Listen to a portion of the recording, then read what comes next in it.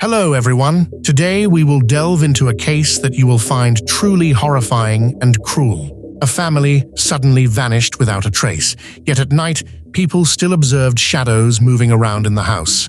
It was not until 8 months later that it was discovered all family members were gone. Ding Su, a 26-year-old man, lived with his parents and grandfather in apartment number 13 on the 5th floor of building number 12 in the steel plant residential complex in the Liuan district, Hakin, China. On the afternoon of October 23, 2006, after finishing their shifts, Ding Su and his friend Li Yunlong took the employee shuttle home to have lunch and planned to return to the factory later that day to continue their work. However, at 2 p.m., Li Yunlong arrived at Ding Su's home to find no one answering the door. Thinking Ding Su had already gone to the factory, Li Yunlong left, unaware it would be the last time anyone saw Ding Su. His family also disappeared mysteriously.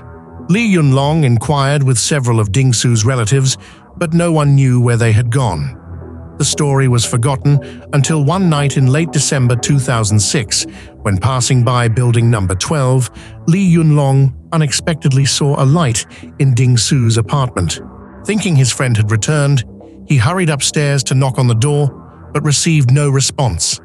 The lights inside had already turned off. From that night on, rumors about the haunted house began to spread throughout the complex.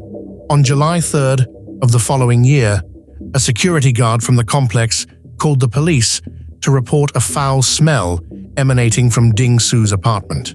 Although no one had seen the family for the previous 8 months, the police broke the balcony door to enter and discovered the body of a woman wrapped in a blanket in the kitchen area. Ali Yunlong, with 3 men in 2 bedrooms, including Ding Su. All 4 had died from multiple neck wounds. Based on the clues found and a calendar in the living room turned to October 23, 2006, the police concluded that the entire family had been murdered on that very day, which was also the last time Li Yunlong saw Ding Su. Ding Su was murdered after returning home that afternoon. At the crime scene, Li Yunlong ings were scattered everywhere, and the police collected 3 different shoe prints, one with blood, one stamped on the dusty floor, and the last one appeared muddy, as if from walking in the rain. The police hypothesized that the bloody shoe print and the murderer were left on the day of the crime, while the other 2 prints appeared when the perpetrator returned to the scene later. None of the 3 victims showed signs of struggle, and there were no signs of forced entry on the doors or windows of the apartment, suggesting that the perpetrator was likely someone familiar, although investigations revealed that the family had no enemies and led a simple social life. Before the case happened, Ding Su bought a new computer, but it disappeared with the disappearance of his family.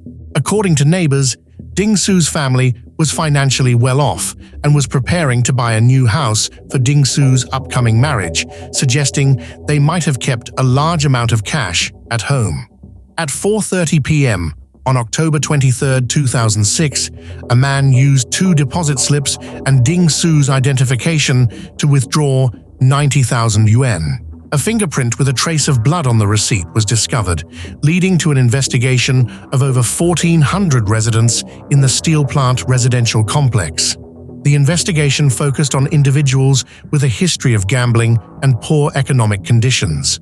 The suspect was identified as Zhao Longqiang, a 31-year-old gambling addict with debts. A year prior, he had to sell his only truck to pay off debts, but became wealthy shortly after the incident, clearing his debts and purchasing a new vehicle. Zhao Longqiang, a steel plant worker, also lived in the same residential complex. When summoned by the police to provide fingerprints, Zhao Longqiang appeared nervous and uncooperative. The comparison showed that his fingerprints matched those on the receipt, and 2 pairs of shoes found at his home matched the shoe prints at the crime scene. Zhao Longqiang was arrested based on his confession in June 2006.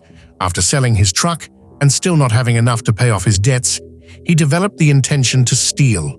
Hearing from neighbors that Ding Su's family was about to buy a new house, Zhao Longqiang assumed they surely had a lot of cash at home and planned the crime. On October 23, 2006, while Ding Su was at work and his mother was at the market, only Ding Su's father was sleeping in the room. Zhao Longqiang knocked on the door, found it unlocked, sneaked in, and used a TV cable to kill Ding Su's father, then hid inside the house, waiting to sequentially murder each returning family member.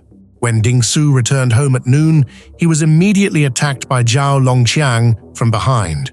After killing all 4 people, Zhao Longqiang rummaged for cash and important documents to withdraw money from the bank, and later returned twice more to take 2 mobile phones.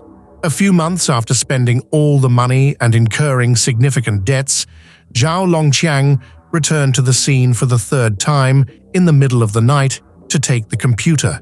Exactly the night Li Yunlong noticed the light. At the trial, Zhao Longqiang confessed to his crimes and faced the highest penalty for his ruthless actions.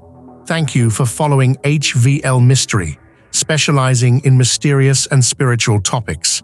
Don't forget to subscribe to the channel to watch more thrilling and exciting clips every day.